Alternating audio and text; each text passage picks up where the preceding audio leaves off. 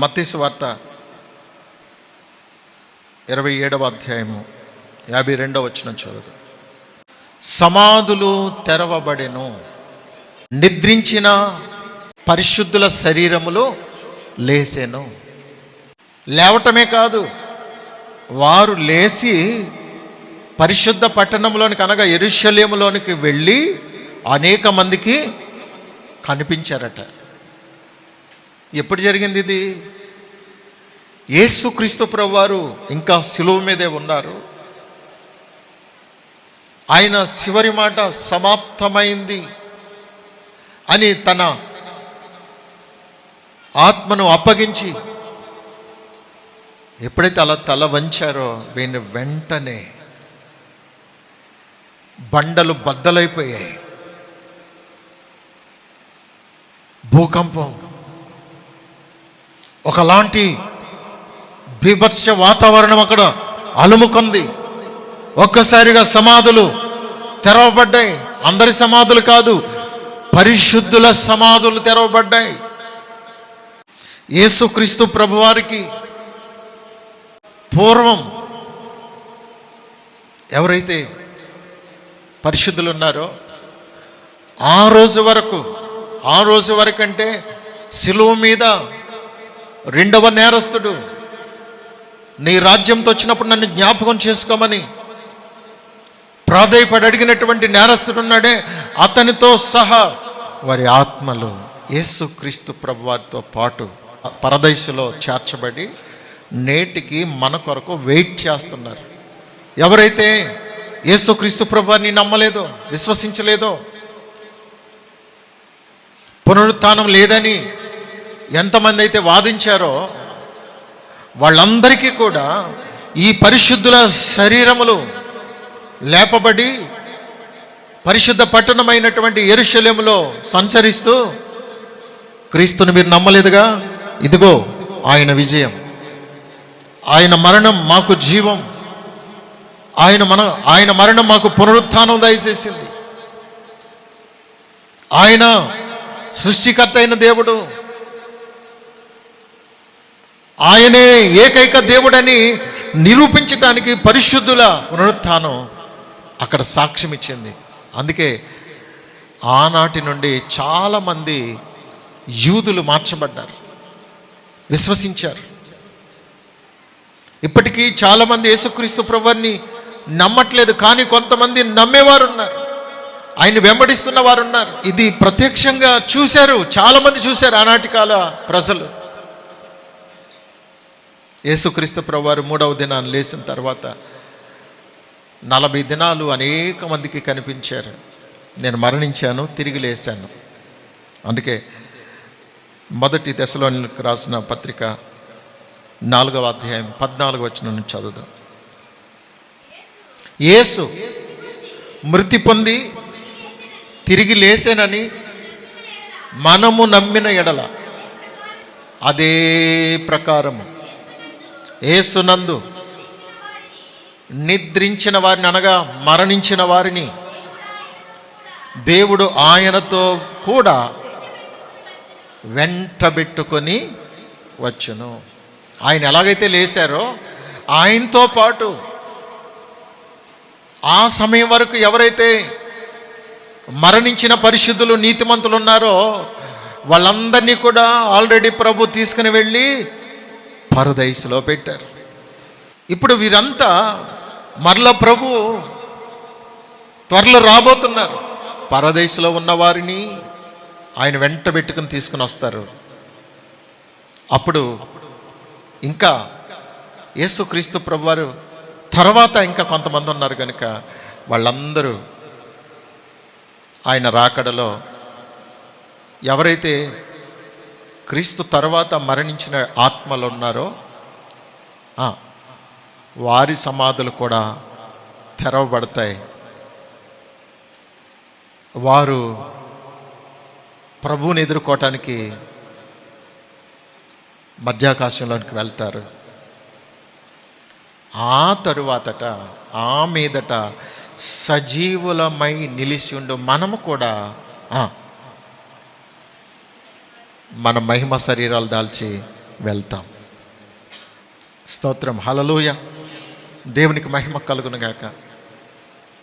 ఆయన రాకడలో జరిగే సంభవాలు చాలా అద్భుతంగా ఉంటాయి, ఆశ్చర్యంగా ఉంటాయి. ఇది వాస్తవం, ఆల్రెడీ జరిగిన వాస్తవ సంఘటనలు. ఆనాటి ప్రజలు చూశారు యేసుక్రీస్తు ప్రభువారిలో ఉన్నటువంటి మహత్యం ఎట్టిదో. ఆనాడు సజీవంగా ఉన్నవాళ్ళు చూశారు, కాదంటానికి ఏమాత్రం కూడా అవకాశం లేదు. కానీ దొంగ సాక్ష్యాలు చెప్పి ఆయన లేవలేదని ఏ విధంగా విషప్రసారం చేసినా అదేమాత్రం సక్సెస్ కాలేదు. ఆయన యందు విశ్వాసం ఉంచిన వారందరూ కూడా ఒకరి నుండి ఒకరికి దేశాలు దాటి ఈరోజు ఆ విశ్వాసం మన వరకు వచ్చింది. ఈరోజు మనం ఆయన యందు విశ్వాసం ఉంచాం కనుక నిరీక్షణతో ఎదురు చూస్తున్నాం. ఒక రోజున ప్రభుతో మనం ఉండబోతున్నామని. మనుషులందరికీ జరిగే తీర్పు ఒకటి ఉంది. ఆ తీర్పు నుండి మనం తప్పించుకోవాలి అని అంటే ఈ భూమి మీద నిర్దోషులుగా బ్రతకాలి. మీకు గతంలో చెప్పాను, ఒకవేళ మనం ఏ తప్పు చేయలేదు, ఏ నేరం చేయలేదు అనుకోండి, పోలీస్ స్టేషన్కి వెళ్ళవలసిన అవసరం లేదు, కోర్టులకు వెళ్ళవలసిన అవసరము లేదు, జైలుకి వెళ్ళవలసిన అవసరం కూడా లేదు. కానీ పోలీస్ స్టేషన్కి ఎవరు వెళ్తారు, కోర్టుకి ఎవరు వెళ్తారు, జైలుకి ఎవరు వెళ్తారు, ఉరిశిక్షకి ఎవరు వెళ్తారు? భూమి మీద ఎలాగైతే ఒక చట్టం కొనసాగుతుందో అంతకంటే భయంకరమైన చట్టం దేవుని యొద్ద ఉంది. వాక్యము మన కొరకు జాగ్రత్త పడటానికి దేవుడు రాయించారు. ఈ బైబిల్ గ్రంథం మనకి ఒక మాన్యువల్ బుక్ లాంటిది. కారు కొన్నా, ఓ మోటార్ సైకిల్ కొన్నా మాన్యువల్ బుక్ ఉంటుందండి. దాన్ని పట్టించుకోం మనం, అంతే. బండి కొంటారు, బండి కొన్నప్పుడు బుక్ ఇస్తారు, మాన్యువల్ బుక్. ఆ పాటలు ఎన్ని ఉన్నాయి, దాన్ని ఏమంటారు, అన్నీ కూడా మాన్యువల్ బుక్లో ఉంటుంది. ఓ బైక్ కొన్నా, కారు కన్నా మాన్యువల్ బుక్ ఉంటుందండి. ఆ పార్ట్ ఏంటనేది ఆ మాన్యువల్ బుక్ పరిశీలన చేస్తే నీకు తెలుస్తుంది, వివరణ ఉంటుంది. అలాగే మనము సృష్టించబడిన దగ్గర నుండి చనిపోయి మరలా తిరిగి పరలోకం వెళ్ళే వరకు ఎలా జీవించాలి ఏంటనేది ఈ బైబిల్ గ్రంథంలో చాలా స్పష్టంగా దేవుడు రాయించారండి. మనం ఎలా తయారు చేయబడ్డాం, మనం ఎలా జీవించాలి, అలా జీవించకపోతే జరిగే నష్టాలేంటి, శిక్షలేంటి, ఇవన్నీ కూడా దేవుడు బైబిల్ గ్రంథంలో రాయించి మన చేతికి ఇచ్చారు. ఇది మాన్యువల్ బుక్ లాంటిదండి. మన జీవితానికి సంబంధించినటువంటి సమాచార గ్రంథం ఇది. ఈ సమాచార గ్రంథాన్ని ఎవరైతే ప్రతిరోజు చదివి దాని ప్రకారంగా నడుచుకుంటారో నీకు ఎక్కడ కంప్లైంట్లు ఉండవు. నువ్వు అన్ని విషయాల్లో చాలా యోగ్యంగా సబాస్ అనిపించుకునేటట్లు బ్రతుకుతావు. అందుకే ఈ గ్రంథం ఇచ్చింది. ఈ గ్రంథములో ఉన్న దాని ప్రకారంగా నువ్వు జీవించావనుకో నీ పేరు జీవ గ్రంథంలోకి వెళ్తుంది. చూద్దాం ఆ మాట. ప్రకటన గ్రంథం 20వ అధ్యాయము 15వ వచనం. ఎవని పేరైనను జీవ గ్రంథమందు రాయబడినట్టు కనబడని ఎడల వాడు అగ్నిగుండంలో పడవేయబడెను. స్పష్టంగా రాయించారు. ఈ గ్రంథం ప్రకారము, పరిశుద్ధ గ్రంథం ప్రకారంగా నువ్వు జీవించకపోతే నీ జీవితం అపవిత్రంగానే మిగిలిపోతుంది. నువ్వు అపవిత్రంగా జీవిస్తే గనక జీవ గ్రంథంలోనికి నీ పేరు ఎక్కదు. ఈ పరిశుద్ధ గ్రంథము ప్రకారము ఎవరైతే క్రమముగా నడుచుకున్నారో, ఈ పరిశుద్ధ గ్రంథాన్ని అనుసరించిన కారణం చేత నీవు జీవ గ్రంథంలో రాయబడతావు. నీ పేరు జీవ గ్రంథంలో రాయబడుతుంది. జీవ గ్రంథములో రాయబడిన పేరును బట్టి నువ్వు పరలోకానికి అర్హుడవని దేవుడు నిర్ణయించారు.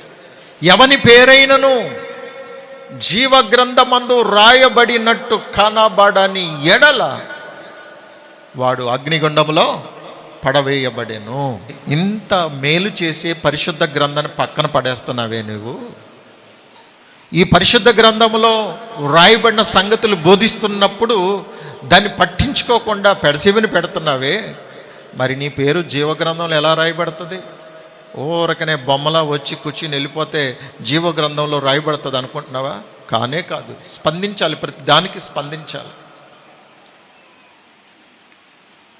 ఏవి చేయాలో ఏవి చేయకూడదో ప్రతి దాన్ని దేవుడు బోధిస్తున్నప్పుడు ఆ ప్రకారంగా ఎవరైతే జీవిస్తారో వారిని దేవుడు తప్పకుండా తన యొక్క రాజ్యంలో చేర్చుకోవడానికి ఆయన ఇష్టపడుతున్నారు. ఆదికాండం 28వ అధ్యాయము 12వ వచనంలో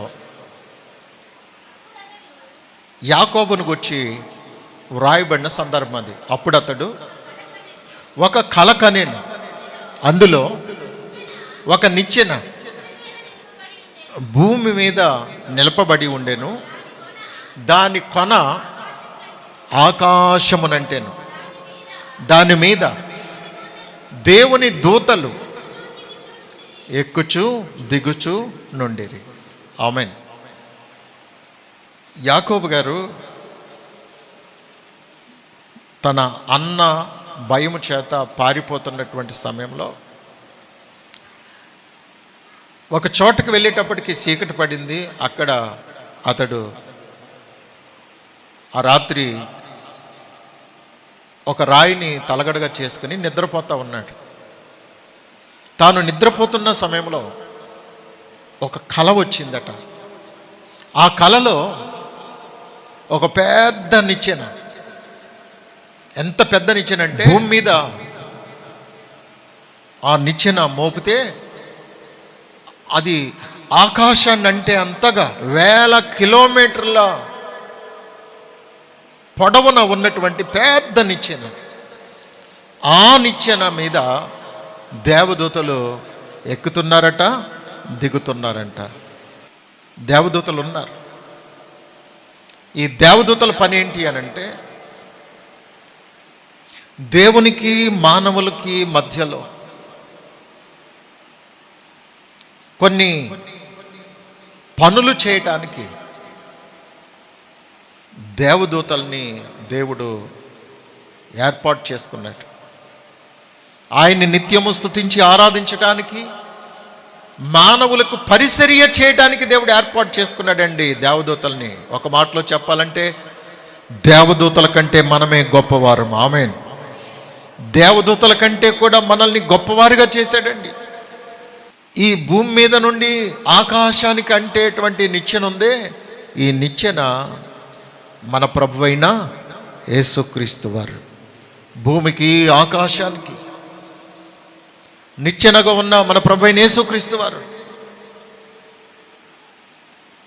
భూ సంబంధమైన ఈ మానవ జీవితాన్ని దేవుడే సృజించి, నా యందు విశ్వాసం ఉంచితే భూమి మీద నుండి మిమ్మల్ని కూడా నేను పరలోకం తీసుకుని వెళ్తాను, ఆల్రెడీ మీకు నిచ్చెన వేశాను, దేవదూతలు ఎక్కుతూ దిగుతున్నట్టుగా మీరు కూడా పరలోకానికి రాబోతున్నారు ఒక రోజున. ఆమె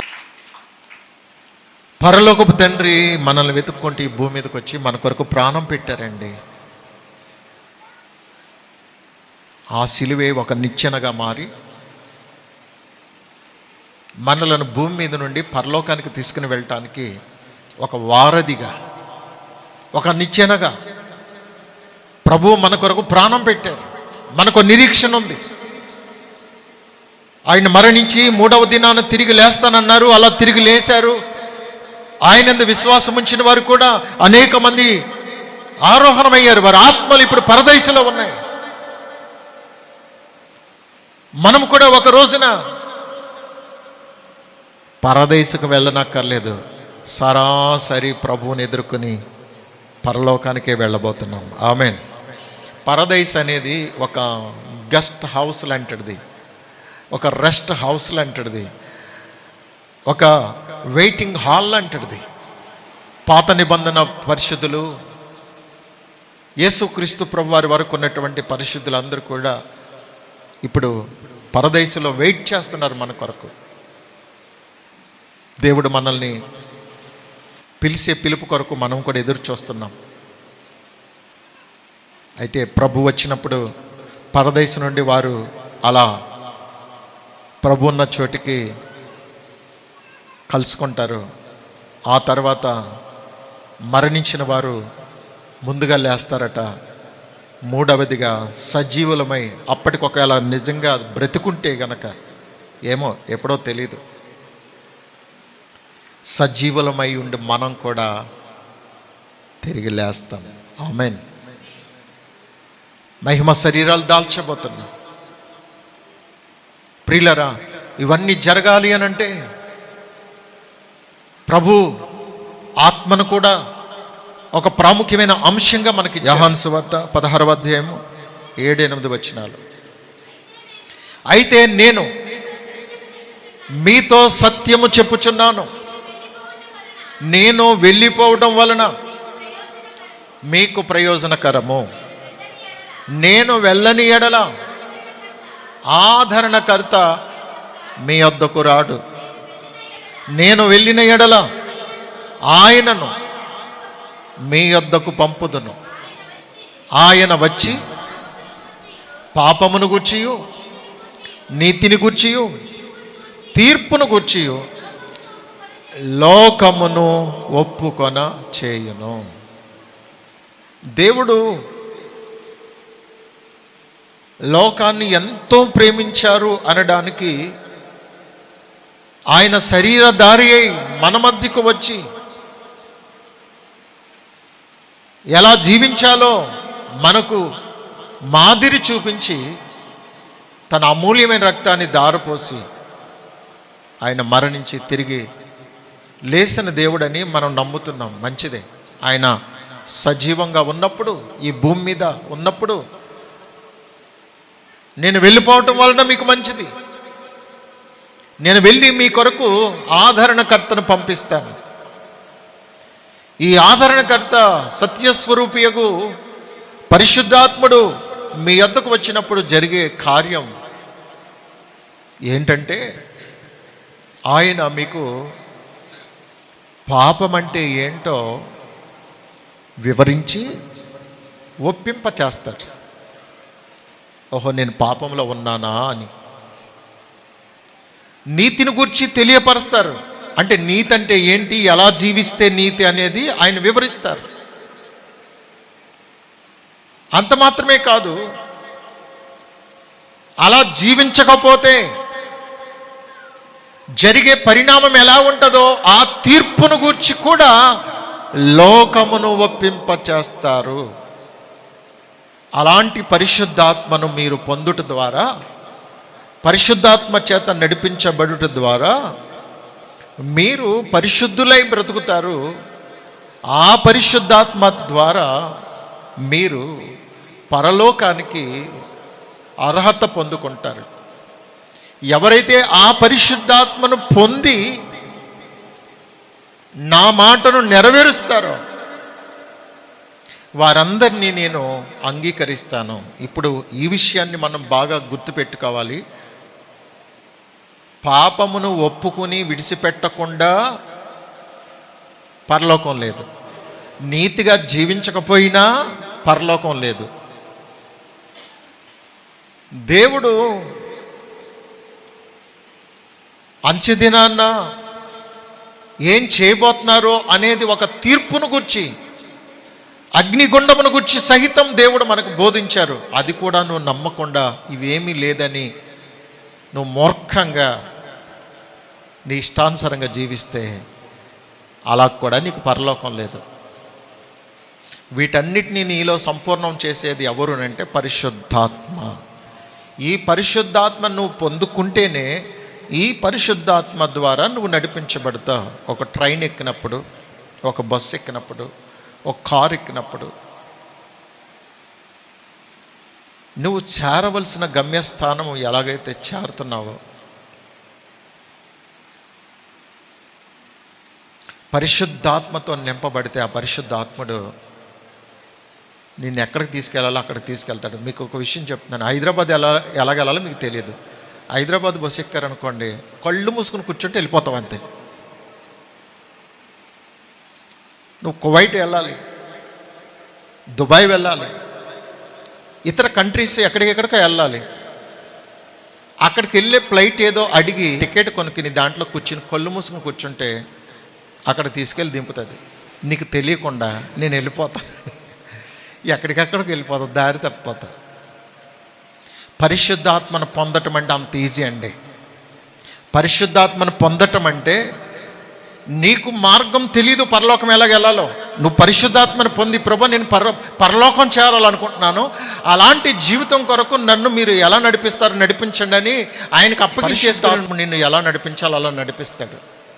నీ సొంత పద్ధతుల్లో, నీ సొంత జ్ఞానం చేత, నీ స్వబుద్ధిని ఆధారం చేసుకుని పరిశుద్ధాత్మను పొందకపోయినా పర్లేదు అని నువ్వు పిచ్చి పిచ్చిగా ప్రవర్తించావనుకో, నువ్వు ఎటు కాకుండా పోతావు. గమ్యం చేర్చే ఒక వాహనం లాంటిది పరిశుద్ధాత్మను పొందిన అనుభవం. నువ్వు పరిశుద్ధాత్మను పొందుతావో పొందవో నీ ఇష్టం. ఆ పరిశుద్ధాత్మను పొందాలంటే దానికంటే ముందుగా బాప్తిస్మం పొందాలి. ఇంకా చాలామంది బాప్తిస్మం పొందలేదు, పాపాన్ని ఒప్పుకోలేదు. నువ్వు పాపాన్ని ఒప్పుకోవట్లేదు కనుక, విడిచిపెట్టట్లేదు కనుక, విడిచిపెట్టకూడదు అనుకుంటున్నావు కనుక ఇంకా పాపంలోనే ఉన్నావు. నీ పాపం నిన్ను నరకానికి తీసుకుని వెళ్ళిపోతుంది. నీతిగా జీవించాలని దేవుని వాక్యం బోధిస్తుంది. ఆ నీతిగా జీవించకుండా నువ్వు నిర్లక్ష్యం చేస్తున్నావు కనుక నరకానికి వెళ్ళిపోతావు. తీర్పు జరుగుతుందని దేవుడు వివరంగా చెప్పినా కూడా ఆ తీర్పు అంతా వట్టిదని నీవు పిచ్చిగా ప్రవర్తిస్తున్నావు. ఆ తీర్పును గురించి నమ్మకపోయినా నువ్వు నరకానికి వెళ్ళిపోతావు. కాబట్టి మారు మనసు పొందండి, బాప్తిస్మం పొందండి, మారు మనసుకు తగినట్టుగా జీవించండి. మీలో చాలామంది బాప్తిసం పొందిన వారు ఉన్నారు, కానీ ప్రభు బల్లలో పాలు పొందటానికి నువ్వు ఎందుకు వెనకాడుతున్నావు? అంటే నేను బాప్తిసం పొందినా నాకు నచ్చినట్టుగానే జీవిస్తానంటే బాప్తిసం పొందినంత మాత్రాన పరలోకం వెళ్ళిపోదాం అనుకుంటున్నావా? కుదరదు. ప్రభు బలలో పొందే అర్హత నీకుందని నీ అంతరాత్మ నిన్ను ప్రోత్సహిస్తే అప్పుడు నీ మనస్సాక్షి నీ మీద నేరారోపణ చేస్తుంది. నీవు అర్హుడువో కాదో, అర్హురాలువో కాదో అనేది. అయినా హృదయాన్ని కఠినపరుచుకుని వచ్చేసావు అనుకో, ఇక్కడ సెలామని అయిపోవచ్చు. దేవుడు చాలా కఠినంగా శిక్షిస్తాడు. అంటే బల్లారాధన అంటే ఏంటో కూడా తెలిసి నిన్ను నీవు మంచి వ్యక్తిగా ప్రజలకు చూపించుకోవటం కోసం ప్రభు బలలో కూడా, పరిశుద్ధమైన బలలో కూడా నువ్వు వచ్చి నన్ను, నా ప్రజలను అవమానపరుస్తావా అని పనిష్మెంట్ చాలా దారుణంగా ఉంటుందండి, చాలా కఠినంగా ఉంటుంది. అందుకే ప్రభు బలలో పాలు పొందకపోయినా నష్టమేం లేదు. కానీ పాలు పొందితే ఆ ఆశీర్వాదము, పాలు పొందితే దాని యొక్క ఉన్నతమైన అనుభవం వేరుగా ఉంటుంది. అర్హత ఉంటే. లేకుండా ఒకవేళ పాలు పొందావనుకో కఠినంగా దేవుడు శిక్షిస్తానని కొరింథీ పత్రికలో ఖచ్చితంగా చెబుతున్నారు. కాబట్టి నీవు వాక్యానుసారంగా జీవిస్తూ ఉంటే గనక ప్రభు బలలోనికి పాలు పొందటానికి మీరు అర్హులు. ఇక నుంచైనా ఒక మంచి తీర్మానం చేసుకుని అలా బ్రతకండి. అంతేగాని నువ్వు చుట్టపీకలు తాగుతూ, సిగరెట్లు తాగుతూ, త్రాగుడు తాగుతూ, వ్యభిచరిస్తూ, దొంగ పనులు చేస్తూ, మోస పనులు చేస్తూ, అందరి మీదకి ఊరకని దెబ్బలాట్లకి వెళ్ళి పడిపోతూ, నీ ఇష్టానుసారంగా జీవించి కూడా నేను కూడా బలల్లో పాల్పొందడానికి అర్హుడిని అని ఒకవేళ నువ్వు పిచ్చి పిచ్చి వేషాలు వేస్తే కనుక చాలా ఘోరంగా ఉంటుంది. భయంతో నువ్వు గడిపితే, భయంతో పాలు పొందితే సంతోషం. ఎన్నిసార్లు ఇంత ఖచ్చితంగా చెప్పినా కూడా నువ్వు మూర్ఖంగా ప్రవర్తిస్తే ఇంకా దేవునికి అప్పగించేస్తున్నాను అంతే. బాప్తిసం పొందిన ప్రతి వ్యక్తి భయంతో బ్రతకటం నేర్చుకోండి. బాప్తిసం పొందని ప్రతి వారు కూడా ఆలస్యం లేకుండా నేను కూడా ప్రభు బిడ్డనని నిరూపించుకోవడానికి బాహాటంగా బాప్తిసం నియమంలోనికి రండి. బాప్తిసం పొందిన తర్వాత భయముతో వణుకుతో బ్రతకండి. తద్వారా నీవు అనేక మందికి ఆదర్శంగా బ్రతుకుతావు. నీవు ప్రభు కొరకు ఒక గొప్ప సాక్షిగా బ్రతుకుతావు. నిన్ను చూసి అనేక మంది మార్చబడతారు, లేదా నిన్ను చూసి అనేక మంది హేళన చేస్తారు. అందుకే ప్రభుతో మనం ఒక మంచి తీర్మానం చేసుకుందాం. ప్రభువా, పునరుత్థానం ఉందని నమ్ముతున్నాను. పునరుత్థానంలో జరిగే కార్యం ఎవరికి వారే, భార్య భర్తని పిల్లలని మన కుటుంబం అంతా ఒక చోట ఉందామని అక్కడ ఏం కుదరదు. పరిశుద్ధులు అందరూ ఒక చోట ఉంటారు, పాపులందరూ ఒక చోట ఉంటారు. ప్రభు కొరకు గొప్ప గొప్ప కార్యాలు చేసిన వాళ్ళందరూ ఒక చోట ఉంటారు. కేటగిరీస్ వేరుగా ఉంటాయి, మరలా అందరూ ఒకే చోట ఉండరు. పరిశుద్ధ క్రియలు చేస్తూ దేవుని కొరకు గొప్ప గొప్ప కార్యాలు చేసిన వారు, దేవుని కొరకు ఓ ప్రత్యేకంగా బ్రతికి దేవుని కార్యాల కొరకు, దేవుని పరిచర్య కొరకు శ్రమ పడిన వారు, ఖర్చు పెట్టిన వారు, ఖర్చు అయిపోయిన వారు, ప్రభు కొరకు ప్రాణాలు పెట్టిన వారు, దేవుని కొరకు నిందలు అవమానాలు అనుభవించిన వారు, దారిద్ర్యతను అనుభవించిన వారు, ఇలా అనేక కేటగిరీస్ ఉంటాయండి. అంత తేలిక అందరినీ ఒకేసారి నువ్వేం చేయకపోయినా వచ్చే పరలోకమని దేవుడు తోసేస్తాడని అనుకోవద్దు. నీకు అర్హత ఉంటేనే, అర్హత ఉన్నా, పరలోకానికి నీకు కొంచెం అర్హత ఉన్నా, దేవుని కొరకు నువ్వేమీ చేయలేని పనికి మనల్ని దద్దమ్మలా ఉండి కేవలం ఏదో భక్తి వరకు ఏదో తూతు మంత్రంగా చేస్తే అక్కడ హోదాలు ఉంటాయి, కేటగిరీస్ ఉంటాయి. ఆ హోదా దేవుడు నీకు గొప్ప హోదా నీకు ఇవ్వాలంటే ఈ భూమి మీద బ్రతికినంతకాలం నువ్వు ఏమేం చేయాలో, ఎలా జీవించాలో నమ్మకంగా వాక్యానుసారంగా నువ్వు జీవించగలిగితే నీకు ఏ స్థితి ఇవ్వాలో ఆ స్థితి దేవుడు ఇస్తాడు. ఒక రోజున యాకోబు యోహానుల తల్లి యాకోబు యోహానులు వచ్చి అడుగుతారు ప్రభుని, యేసు ప్రభువారిని అడుగుతారు, అయ్యా పరలోకంలో నీ రాజ్యంలో కుడివైపున ఒకడు ఎడం వైపున ఒకడు కూర్చునే ఆధిక్యత మాకు కావాలి అని అంటే యేసు ప్రభువారు చెప్పారు, మీరు ఏమడుగుతున్నారు మీకు అర్థమవుతుందా? కుడి ప్రక్కన కూర్చోవాలన్నా ఎడం ప్రక్కన కూర్చోవాలన్నా అది నా చేతుల్లో ఏమి లేదు, నా తండ్రి చిత్తం. తండ్రి అంటే ఏంటో తెలుసా? వాక్యం. నీ వాక్యంలో రాయబడిన ప్రతి మాట ప్రకారంగా నువ్వు జీవించగలిగితే ఈ వాక్యం నిర్ణయిస్తుంది నువ్వెవరో, ఎక్కడుండాలో, నీ స్థానం ఏంటో. వాక్యానుసారంగా జీవించకుండా ఊరకే రోబోలాగా వచ్చి కూర్చుని వెళ్ళిపోతే పరలోకం వెళ్తావో వెళ్ళవో గ్యారంటీ లేదు. నీ హోదా అందరికంటే కూడా హీనంగా ఉంటుందేమో, అందరినీ చూసి ఆ రోజున సిగ్గుపడే పరిస్థితి ఉంటుందేమో. ఇంత భక్తిగా జీవించిన చాలా విషయాల్లో నేను బాధ్యత లేని వ్యక్తిగా ఉన్నానే, నేను కూడా ఆ రోజున అలా చేసి ఉంటే కనుక నా స్థితి ఉన్నతమైన స్థితికి వెళ్ళేదేమో. చూడండి, చాలామంది పాస్ మార్కులు రాలేదని బాధపడే వాళ్ళు కొంతమంది ఉంటారు, అసలు పాస్ అవ్వలేదని ఇంకా బాధపడే వాళ్ళు ఉంటారు, పాస్ మార్కులు వచ్చినా నాకు ర్యాంక్ రాలేదని బాధపడే వాళ్ళు ఉంటారండి. ర్యాంక్ రాలేదని చచ్చిపోయిన వాళ్ళు ఉన్నారు తెలుసా మీకు? పాస్ అయ్యారు వాళ్ళు, కానీ నేను అనుకున్న ర్యాంక్ రాలేదు, ఎంత అవమానం అని చచ్చిపోయిన వాళ్ళు ఉన్నారు. అరే పాస్ అయ్యావు కదా, పాస్ అవ్వటం కాదు, నేను ర్యాంక్ తెచ్చుకోవాలనుకుని కష్టపడ్డాను, ఆ ర్యాంక్ నాకు రాలేదని చచ్చిపోయిన వాళ్ళు ఉన్నారు, ఆత్మహత్య చేసుకుని చచ్చిపోయిన వాళ్ళు ఉన్నారు, పాస్ అవ్వలేదని చచ్చిపోయిన వాళ్ళు ఉన్నారు. నువ్వు పాస్ అవ్వాలంటే కష్టపడాలి, ప్రయాసపడాలి.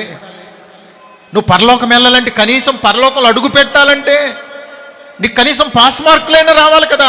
పాస్ మార్కులు రాకుండా పరలోకం ఎలాగెళ్తావు? పాస్ అయ్యావు ఓకే, నాకు ర్యాంక్ రాలేదని బాధపడుతున్నావే, ర్యాంక్కు తగ్గట్టుగా ఉండాలి, ర్యాంక్కు తగ్గట్టుగా ఉండాలి.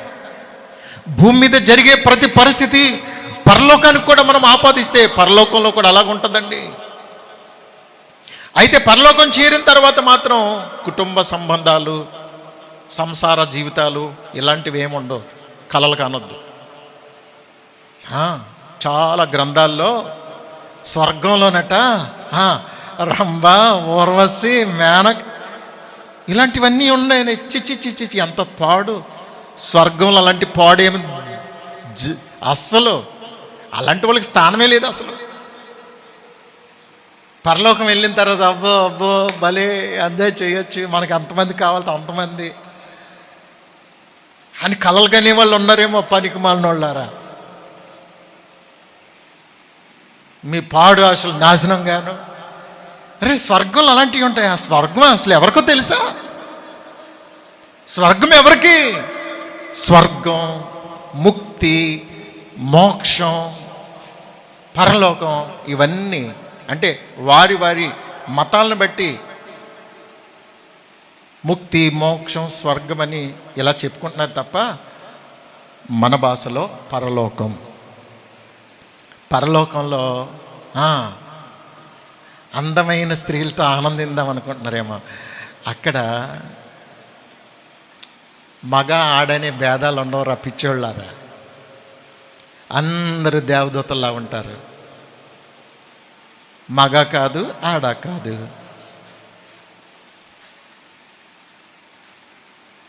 నీ కామాన్ని ప్రేరేపించే లైంగిక వాంఛలు అక్కడ ఉండవు పిచ్చోళ్ళారా. పరిశుద్ధత, నిన్ను ఆకర్షించే స్ట్రక్చర్ అక్కడ ఉండదు. అయినా మనసే అక్కడ ఉండదు. ఇక్కడ చచ్చిన మరుక్షణమే, మహిమ శరీరాలు దాల్చబడిన మరుక్షణమే మన మైండ్ అంతా పరిశుద్ధంగా ఉంటుంది. ఎప్పుడు పరలోకం వెళ్ళిపోవాలి, పరలోకంలో ఆనందించాలి, మైండ్ సెట్ మారిపోతుంది. లైంగిక వాంఛలు ఉండవు అక్కడ. మా ఆయన వస్తాడు, నా భార్య వస్తుంది, ఎదురు చూపులు ఏముండవు. అక్కడ పరిశుద్ధత, నీతి, మంచి క్రియలు చేసిన వారికి మాత్రమే స్థానం ఉంటుంది. ఆమేన్. పునరుత్థానం ఉంది. ఒక రోజున చనిపోయిన తర్వాత మరలా తిరిగి లేస్తాం. పరలోకం వెళ్ళి అర్హత ఉందో లేదో ఇక్కడ క్రియలను బట్టి నీకు అర్థమైపోతుంది. ఇక్కడ ఏమి దేవుడు చెప్పినట్టు ఏం చేయకుండా నీ ఇష్టానుసారంగా జీవిస్తే పరలోకం కాదు కదా. ఆ పొలిమేరలు చూసి అర్హత కూడా నీకు ఉండదు. పరలోకం వేరు, నరకం వేరు. నరకంలో పడితే ఇంకా పరలోకం నీకు ఎక్కడ కనపడుతుంది? అందుకే భయముతో వణుకుతో గడుపుదాం. ప్రభు బలలో పాలు పొందే అర్హత ఎవరికైతే ఉందో మెల్లగా నిశ్శబ్దంగా ముందుకు రండి. మిగిలిన వారు వెనక్కి జరిగి అందరూ ప్రార్థన చేసుకోండి. ప్రార్థన చేయకుండా కళ్ళు తెరిచి మాట్లాడుకునే వాళ్ళందరూ కూడా సాతాను సంబంధులు, పనికి మాలినోళ్ళు, బుద్ధి జ్ఞానం లేనోళ్ళు. అలాంటి వాళ్ళు పందిల కంటే హీనం. కళ్ళు మూసుకోండి, అందరూ ప్రార్థన చేసుకోండి. ఇలాంటి విషయాలు చెప్పినప్పుడు ప్రభువా ఆ ఉన్నతమైన పరలోకపు అనుభవం నాకు కావాలని ఏడ్చి ప్రార్థించవలసింది పోగా నీకు అసలు వేరే ఆశ, వేరే ఆలోచన, వేరే ధ్యాస ఎందుకుంటుంది? అందరూ భయముతో వణుకుతో ప్రార్థన చేయండి. ఎక్కడ వాళ్ళు అక్కడే మోకరిల్లి ప్రార్థన చేయండి.